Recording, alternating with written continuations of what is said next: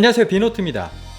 아이폰 12는 다음 달 공개를 앞두고 있습니다. 5.4인치와 6.1인치의 일반 모델 두 종류와 6.1인치와 6.7인치 프로 모델 두 종류, 이렇게 총 4가지의 아이폰 12가 발표될 예정인데요.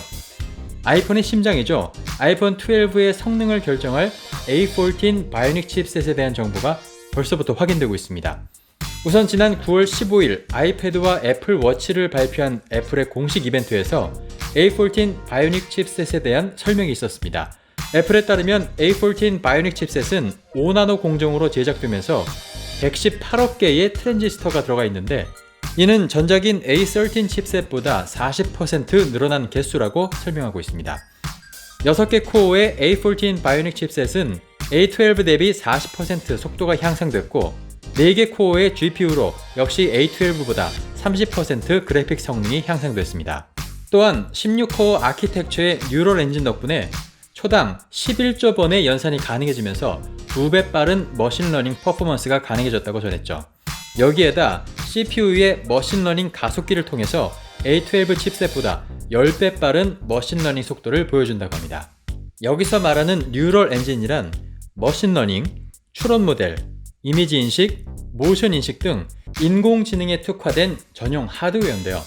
A14 칩셋은 이렇게 새로운 뉴럴 엔진과 CPU 머신러닝 가속기, 고성능의 GPU를 통해서 인공지능 성능을 극대화시켰다고 합니다. 이번 애플 발표에는 나오지 않았지만 A14 칩은 5나노 공정으로 제작되면서 발열을 줄이고 배터리 효율도 많이 향상시킨 것으로 전해지고 있습니다. 실제로 아이폰 12의 배터리 용량은 아이폰 11 대비 10%가량 감소한 것으로 밝혀졌죠. 아이폰 12에 들어갈 칩셋을 이렇게 애플이 먼저 발표해줬기 때문에 아이폰 12의 성능에 대한 기대를 한껏 높일 수 있게 됐는데요. 하지만 이러한 기대에 찬물을 끼얹는 소식도 함께 들려오고 있습니다. 바로 아이폰 12의 안투투 벤치마크 점수가 공개된 건데요. 여기서 하나 더 알 수 있는 건 아이폰 12 프로 맥스는 128기가 용량의 램은 6기가로 확인이 되고 있다는 것이죠. 그동안의 유출 소식들처럼 일반 아이폰 12는 4기가, 프로 모델은 6기가의 램이 탑재된 것으로 보입니다. 유명 팁스터인 아이스 유니버스는 아이폰 12 프로 맥스의 안투투 점수를 공개하면서 매우 실망스럽다고 표현했고, 이 점수는 스냅드래곤 865 플러스보다도 낮은 점수라고 전하고 있습니다. 아이스 유니버스가 공개한 아이폰 12 프로 맥스의 안투투 점수는 57만 2천 점으로, 이는 갤럭시 노트 20 울트라의 59만 5천 점보다 낮은 점수입니다. 아이폰은 안드로이드와는 운영체제가 다른 만큼 직접적인 점수 비교는 의미가 조금 떨어질 수 있기 때문에 바로 전작인 아이폰 11과의 점수 비교를 통해 좀 더 정확한 비교를 해보겠습니다. 안투투 점수상 아이폰 11 프로 맥스는 52만 4천여 점으로 아이폰 12 프로 맥스의 57만 2천 점보다는 약 4만 8천 점 정도가 적습니다.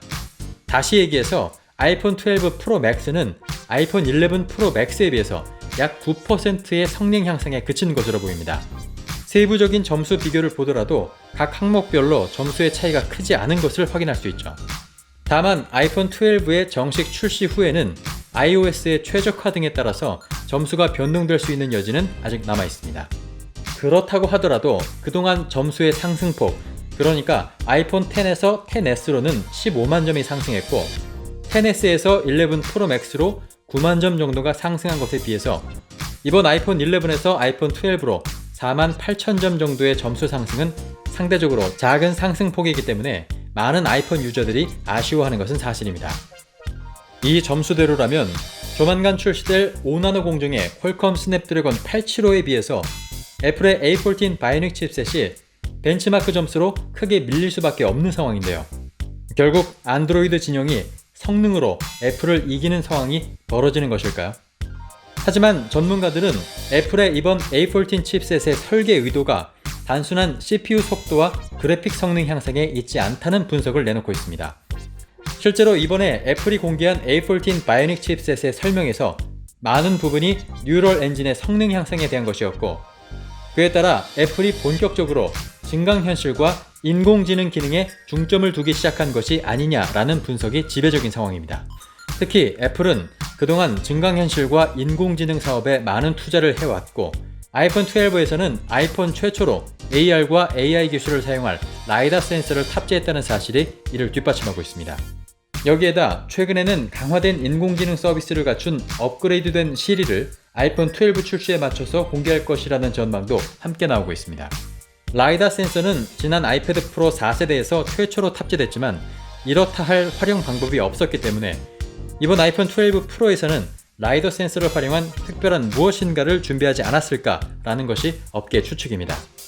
애플은 강화된 뉴럴 엔진과 라이더 센서를 어떤 식으로 활용할 계획일까요?